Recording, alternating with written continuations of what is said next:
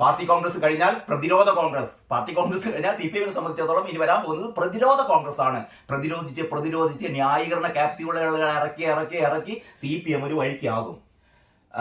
ആരാകും secretary? ചർച്ച തുടരുന്നു. ആരാകും secretary? എനിക്ക് തോന്നുന്നു മറ്റന്നാൾ പാർട്ടി കോൺഗ്രസ് കഴിയുമ്പോഴത്തേക്ക് നമുക്ക് അറിയാൻ പറ്റും ആരാകും പുതിയ പാർട്ടി സെക്രട്ടറി. സാധ്യത കൽപ്പിക്കുന്നത് MA ബേബിക്കാണ്. MA ബേബിയെ ഒരു തരത്തിലും പാർട്ടി സെക്രട്ടറി ആക്കരുത് എന്ന് കാരണഭൂതം നേരത്തെ തീരുമാനിച്ചിരുന്നതാണ്. പക്ഷേ കയ്യിന്നാകെ പോയി.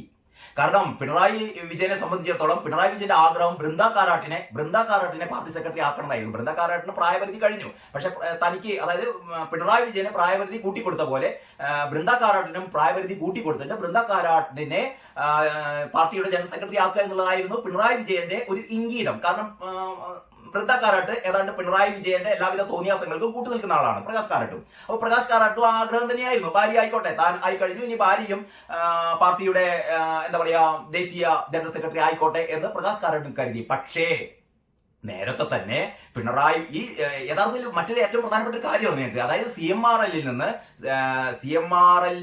ഈ കേസ് ഉണ്ടല്ലോ, അതായത് SFIO അന്വേഷണം നടക്കുന്നുണ്ടെന്നും SFIO റിപ്പോർട്ട് സമർപ്പിച്ചുവെന്നും ഏത് നിമിഷവും വീണാ വിജയനും പിണറായി വിജയനും പ്രതിക്കൂട്ടിലാകുമെന്നും ജയിലിലേക്ക് പോകുമെന്നും നമ്മളെക്കാളൊക്കെ കൂടുതലായി ഇവിടുത്തെ പാർട്ടി നേതാക്കന്മാർക്ക് അറിയാമായിരുന്നു.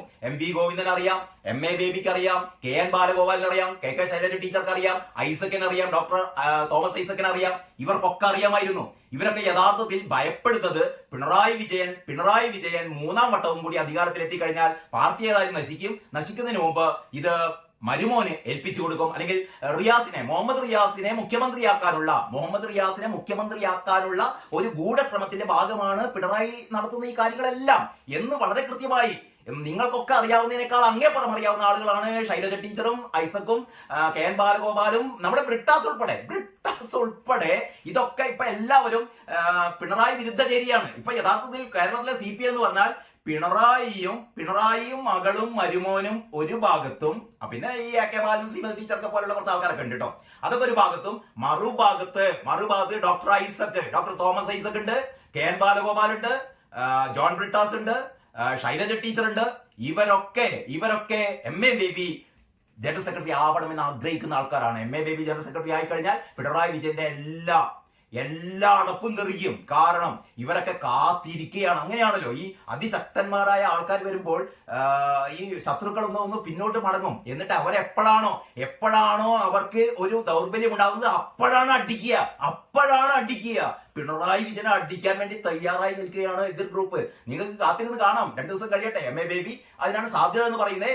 ധാവളയുണ്ട് മറ്റൊരു സാധ്യത. ഏതായാലും MA ബേബി ആണ് ജനറൽ സെക്രട്ടറി എങ്കിൽ തീർന്നു, പിണറായി വിജയൻ തീർന്നു, മരുമോൻ തീർന്നു. ഒരു പക്ഷേ കേരളത്തിലെ CPM ചിലപ്പോൾ രക്ഷപ്പെട്ടേക്കും. G ശക്തിധരൻ പറയുന്നത് പരമാവധി 10 വർഷം മാത്രമേ കേരളത്തിലല്ല ഇന്ത്യയിൽ CPM-ന് ഇനി ഇന്ത്യയിലെ CPM എന്ന് പറഞ്ഞാൽ കേരളത്തിലെ CPM ആണല്ലോ. അതായത് ഇനി പരമാവധി ഒരു 10 വർഷം മാത്രമേ സാധ്യതയുള്ളൂ എന്നാണ് G ശക്തിധരൻ, CPM മാർക്സിസ്റ്റ് സൈദ്ധാന്തികനായ മുൻ മാധ്യമ പ്രവർത്തകനായ സീനിയർ ജേർണലിസ്റ്റായ CPM-ന്റെ എല്ലാ സംഭവങ്ങളും അറിയുന്ന എല്ലാം തുറന്നെഴുതുന്ന G ശക്തിധരൻ പറയുന്നു പരമാവധി 10 വർഷം. പക്ഷെ 10 വർഷം ഒന്നും കാത്തിരിക്കേണ്ട. പിണറായി ആണെങ്കിൽ മിക്കവാറും ഇത് അടുത്ത ടേമോട് കൂടിയിട്ട് തീർന്നു. CPM കേരളത്തിൽ തീരുകയാണ്. പക്ഷേ ഇങ്ങനെ ഒരു പാർട്ടിയിൽ പിണറായി വിജയനെതിരായ ഒരു ഗ്രൂപ്പ് രൂപപ്പെടുകയും പിണറായി വിജയനെ ഇവിടെ നിന്ന് നിഷ്കാസിതനാക്കുകയും ചെയ്താൽ ഒരു പക്ഷേ കുറച്ചുകൂടി പാർട്ടി മുന്നോട്ട് പോയേക്കാം. ഏതായാലും അങ്ങനെയൊക്കെ സംഭവിക്കട്ടെ എന്ന് നമുക്ക് ആഗ്രഹിക്കാം. അത്രയേ നമുക്ക് ചെയ്യാൻ പറ്റുള്ളൂ. അങ്ങനെ ഗോകുലം ഗോപാലൻ എന്ന് പറയുന്ന ചിട്ടിക്കമ്പനി മുതലാളിയുടെ ചിട്ടിക്കമ്പനി എപ്പോൾ പൊട്ടി എന്നുള്ള വാർത്തകൾക്കായി നമുക്ക് കാത്തിരിക്കാം. വിനാശകാലേ വിപരീത ബുദ്ധി. ഇതിന്റെ ഉള്ളിലെ പേജിൽ, അതായത് മലയാള മനോരമയുടെ എഡിറ്റോറിയൽ ഇന്ന് ജബൽപൂരിലെ സംഭവമാണ്. ജബൽപൂർ ഇപ്പൊ അതാണല്ലോ, സുരേഷ് ഗോപിനോട് കഴിഞ്ഞ ദിവസം പത്രക്കാരൊക്കെ ചോദിച്ചു. സുരേഷ് ഗോപി ആകെ ചൂടായി. ഭർത്താവ് പറഞ്ഞു സുരേഷ് ഗോപിക്കെതിരെ ഉന്നയിക്കുന്നതാണ്. സുരേഷ് ഗോപി പത്രക്കാരൊന്നും അടുത്തേക്കൊന്നും വരരുത് പറയുന്നത്. സുരേഷ് ഗോപി എറണാകുളം ഗസ്റ്റ് ഹൗസിലുണ്ട്. ഈ ഭാഗത്തേക്കൊന്നും പത്രക്കാരെ കയറ്റി വിടരുതെന്നൊക്കെ പറയുന്നത്. അപ്പം കേന്ദ്രമന്ത്രി പത്രക്കാരെ ഭയന്നുപോയി എന്നൊക്കെ പറഞ്ഞിട്ടാണ് ഇപ്പോൾ വാർത്തകൾ കേട്ടോ. കാരണം ജബൽപൂരിൽ ക്രൈസ്തവർക്ക് നേരെ വേട്ട എന്നൊക്കെയാണ് പറയുന്നത്. അതിനെ സംബന്ധിച്ച് പ്രത്യേകിച്ചും മലയാള മനോരമയ്ക്ക് ക്രൈസ്തവരോടുള്ള ഒരു സോഫ്റ്റ് കോർണർ ഉണ്ട്. മലയാള മനോരമയുടെ എഡിറ്റോറിയൽ ഈ അപലപനീയം, ഈ അതിക്രമം, ജബൽപൂരിലുണ്ടായ അതിക്രമം അപലപനീയമാണ്, മതനിരപേക്ഷതയ്ക്ക് കളങ്കമായി ജബൽപൂർ സംഭവം. എന്താണ് ജബൽപൂർ സംഭവം എന്ന് അറിയാത്ത കുറെ ആൾക്കാരുണ്ട്. ജബൽപൂരില് മധ്യപ്രദേശിലെ സംഭവം എന്ന് പറഞ്ഞാൽ കേരളം പോലെയല്ല. മധ്യപ്രദേശിൽ ഈ മതപരിവർത്തനം ഉണ്ടല്ലോ, മതപരിവർത്തനത്തിൽ വളരെ കൃത്യമായ നിയമങ്ങൾ അവിടെയുണ്ട്. എന്ന് പറഞ്ഞാൽ നിർബന്ധിത മതപരിവർത്തനത്തിന് വളരെ കർക്കശമായ ശിക്ഷാവിധികളാണ് മധ്യപ്രദേശിലുള്ളത്. അപ്പോൾ അവിടെ അതായത് ഒരാൾക്ക് മതം ആർക്കും മാറാം, അങ്ങനെയാണല്ലോ നമ്മുടെ ഭരണഘടന നമുക്ക് നൽകുന്ന നമ്മുടെ സ്വാതന്ത്ര്യമാണ്. ഏതൊരാൾക്കും ഏത് മതവും സ്വീകരിക്കാം. പക്ഷേ ഒരാളെ നിർബന്ധിച്ച് മതം മാറ്റാൻ പറ്റില്ല. ചതിയിൽപ്പെടുത്തി മതം മാറ്റാൻ പറ്റില്ല, പ്രലോഭിപ്പിച്ച് മതം മാറ്റാൻ പറ്റില്ല, ഭീഷണിപ്പെടുത്തി മതം മാറ്റാൻ പറ്റില്ല.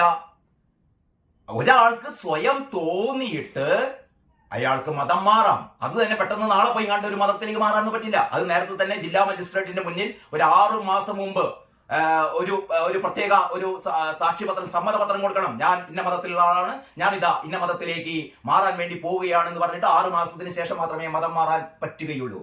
അപ്പോൾ ആർക്ക് വേണമെങ്കിലും മതം മാറാം അവിടെ. പക്ഷേ ജബൽപൂരിൽ സംഭവിച്ചത്, അത് 2 വേർഷൻ ഉണ്ട്. ഒന്നാമത്തെ വേർഷൻ, അവിടെ പള്ളിയിൽ ഒരു ഉത്സവം നടക്കുകയാണത്രേ. പള്ളികളിൽ ഉത്സവം നടക്കുന്നു. ആ സമയത്ത് ആദിവാസികളായ ഒരുപാട് ഹൈന്ദവരെ ഒരു ബസ്സിൽ കുത്തി നിറച്ച് ഈ പള്ളിയിലേക്ക് കൊണ്ടുവരുന്നു. അവരുടെ ID കാർഡൊക്കെ ചില ഹൈന്ദവ സംഘടനകൾ നോക്കിയപ്പോൾ അത് മുഴുവൻ അവർ ഹൈന്ദവരാണ്. അപ്പൊ ഈ ഹൈന്ദവരെ പള്ളിയിലേക്ക് കൊണ്ടുവരുന്നത് നിർബന്ധിച്ച് മതം മാറ്റാനാണ് എന്നുള്ളതിന്റെ പേരിലാണ് അവർ ക്ഷുഭിതരാകുന്നത്, ആൾക്കൂട്ടം വരുന്നത്. അപ്പോഴാണ് 2 പുരോഹിതന്മാർ വരുന്നത്. സ്വാഭാവികമായും അതിലേതൊരു പുരോഹിതൻ, ഈ ലോഹ്യനിട്ട പുരോഹിതനല്ല കേട്ടോ, പുരോഹിതനാണെന്ന് കണ്ടാൽ അറിയില്ല. ഇനിയിപ്പോ ആരെയാണെങ്കിലും അങ്ങനെ ആക്രമിക്കാൻ പാടില്ല. ഏതൊരു സ്ത്രീയാണ് ആദ്യം പോയി കണ്ട് അടിച്ചത്. ഈ പറയുന്ന ഈ മതപരിവർത്തനത്തിന് കൊണ്ടുവന്ന ആൾക്കാരെ സംരക്ഷിക്കാൻ വേണ്ടിയിട്ട് വന്ന ആ വിഭാഗത്തിൽപ്പെട്ട, പള്ളിയുടെ വിഭാഗത്തിൽപ്പെട്ട ഒരാളെ ഒരു സ്ത്രീ കയറി അടിച്ചു അത്രേ. അത് അടിച്ചത് ഒരു പുരോഹിതനെയാണ് എന്നാണ് പറയപ്പെടുന്നത്. ഇതാണ് ഒരു വേർഷൻ. മറ്റൊന്ന് അതല്ലാതെ തന്നെ, അത് അങ്ങനെ മതപരിവർത്തനത്തിന് വേണ്ടി വന്നു എന്നല്ല, സാധാരണ ക്രൈസ്തവർ തന്നെയാണ് വന്നത്. അപ്പോ ഈ നമ്മുടെ ഹൈന്ദവ ചില സംഘടനകൾ, ചില തീവ്ര ഹൈന്ദവ സംഘടനകൾ പ്രശ്നമുണ്ടാക്കിയതാണ് തുടങ്ങിയ 2 രീതിയിലുള്ള പ്രശ്നങ്ങൾ അവിടെയുണ്ട്. ക്രൈം അവിടെ എന്തായാലും നടന്നിട്ടുണ്ട്. അവിടെ ഒരു സംഘർഷം ഉണ്ടായിട്ടുണ്ട്, അടിച്ചിട്ടുണ്ട്. അത്തരത്തിൽപ്പെട്ട ഒരു സംഭവം വരുമ്പോൾ സ്വാഭാവികമായും പോലീസ് കേസെടുക്കും, പോലീസ് അന്വേഷിക്കും. അവിടെ അതാണ് നടന്നത്. അതല്ലാതെ അവിടെ ആരെങ്കിലും വെട്ടിക്കൊല്ലുകയോ അങ്ങനെയൊന്നും ചെയ്തിട്ടില്ല. അവിടെ യഥാർത്ഥത്തിൽ നിർബന്ധിച്ച് മതം മാറ്റാൻ പാടില്ല, പ്രത്യേക നിയമം അവിടെയുണ്ട്. അങ്ങനെയൊക്കെ നിലനിൽക്കെയാണ് ഒരു കൂട്ടം ആൾക്കാരെ ബസ്സിൽ കൊണ്ടുവന്ന് മതം മാറ്റാൻ ശ്രമിച്ചത് എന്നുള്ളതിന്റെ പേരിലാണ് അവിടെ അത്തരത്തിലുള്ള ഒരു അതിക്രമം നടന്നത് എന്നാണ് ഞാൻ മനസ്സിലാക്കുന്നത്. ആ രീതിയിൽ ഉള്ള ഒരു സംഭവമാണ്. ഇനി അതല്ലെങ്കിൽ തന്നെയും അവിടെ ഒരു ക്രമപ്രശ്നം ഉണ്ടായി. ഈ ക്രമപ്രശ്നത്തിൽ പോലീസ് കേസെടുത്തിട്ടുണ്ട്, അവിടെ അന്വേഷണം നടക്കുന്നുണ്ട്. അതിന്റെ പേരിൽ ജബൽപൂരിൽ എന്തോ ഭയങ്കര സംഭവം നടത്തുന്നുണ്ട്. ജബൽപൂരിൽ ക്രൈസ്തവരെ മുഴുവൻ എന്താ അടിച്ചോടിക്കുന്നു.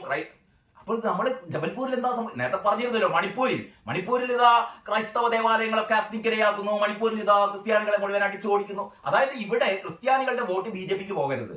കേരളത്തിൽ ക്രിസ്ത്യാനികളുടെ വോട്ട് ഇപ്പോൾ ക്രിസ്ത്യാനികൾ മുഴുവൻ BJPയുടെ കൂടെയാണ്. മുനമ്പത്തില് CPM-ഉം കോൺഗ്രസും ക്രിസ്ത്യാനികളെ കൈവിട്ടു. മുനമ്പത്തെ 600ഓളം പാവപ്പെട്ട കുടുംബങ്ങൾ, 600ഓളം പേർ കുടിയിറക്ക ഭീഷണിയിൽ വന്നപ്പോൾ അവരെ അവിടെ നിന്ന് രക്ഷപ്പെടുത്തിയത് ഈ പറയുന്ന വഖഫ് ഭേദഗതി ബിൽ അവതരിപ്പിച്ച് അതിലൂടെയാണ് അവർ രക്ഷപ്പെടാൻ പോകുന്നത്. പക്ഷെ കോൺഗ്രസുകാരും CPM-കാരും ആ ബില്ലിനെതിരെ വോട്ട് ചെയ്തിട്ട് ഇവരെ ഈ 600ഓളം കുടുംബങ്ങളൊന്നും അവർക്ക് വേണ്ട. അവർക്ക് വേണ്ടത് വോട്ട് മാത്രം മതി. ആരുടെ വോട്ട് മാത്രം മതി? മുസ്ലിങ്ങളുടെ വോട്ട് മാത്രം മതി. ഈ രീതിയിലുള്ള ഒരു മനോഭാവമാണ് അപ്പോൾ ഇവിടെ സംഭവിച്ചുകൊണ്ടിരിക്കുന്നത്. ഏറ്റവും പ്രധാനമായി ഈ ജബൽപൂരിൽ നടന്നുകൊണ്ടിരിക്കുന്ന സംഭവം എന്ത് തന്നെയാണെങ്കിലും അത് അപലപനീയമാണ്. അവിടെ ഒരു തരത്തിലും ഇനി അത്തരത്തിലുള്ള മതപരിവർത്തനം നടത്തിയാൽ തന്നെ പോയി അടിക്കാനൊന്നും പാടില്ല. അതിന് കൃത്യമായ നിയമ സംവിധാനങ്ങൾ അവിടെയുണ്ട്. അപ്പോൾ അതാണ് ജബൽപൂരിൽ സംഭവിച്ചത്. അതാണ് മനോരമയുടെ എഡിറ്റോറിയൽ. ഇനി മലയാള മനോരമയുടെ ജയേന്ദ്രൻ ഇലങ്കത്തിന്റെ ഏറ്റവും നല്ലൊരു സ്റ്റോറി ഉണ്ട്. കരിമണൽ നിഴലിൽ മധുര. ഞാൻ നേരത്തെ പറഞ്ഞ പോലെ മധുരയിൽ കരിക്കട്ട എന്ന് പറഞ്ഞ പോലെ കരിമണൽ നിഴലിൽ മധുര കരിമണൽ നിഴലിലാണ് യഥാർത്ഥത്തിൽ CPM-ന് സംഭവിച്ചുകൊണ്ടിരിക്കുന്ന. CPM ആകെ ഞെട്ടിപ്പോയി എന്നുള്ള രീതിയിലുള്ള വാർത്തകളാണ് വരുന്നത്. അതായത് പിണറായി സർക്കാർ ദേശീയ മാതൃകയാണ് എന്ന് പ്രതിനിധികൾ ചർച്ച നടത്തിയതിന് തൊട്ടു പിന്നാലെ ടി വീണ പണമിടപാട് കേസിൽ പ്രതിയായി എന്ന വാർത്ത പുറത്തു വന്നതോടെ പാർട്ടി കോൺഗ്രസിന്റെ ഗതിയാകെ മാറി. ഒന്ന് ആലോചിച്ച് നോക്കണേ. മുഖ്യമന്ത്രി മൗനം പാലിക്കുന്നു. ഒപ്പം മധുരയിലുള്ള വീണയും മാധ്യമങ്ങൾക്ക് മുന്നിൽ എത്തിയിട്ടില്ല. മുഖ്യമന്ത്രി നേരിടുന്ന CNC ലാവലിൻ കേസിനോടൊപ്പം മകൾ നേരിടുന്ന പണമിടപാട് കേസും ഏറെക്കാലം ഇനിയും പാർട്ടിയുടെ തലയ്ക്ക് മീതെ നിൽക്കുന്നു എന്ന് ചുരുക്കം. അങ്ങനെ ആ വാർത്ത പോകുന്നു.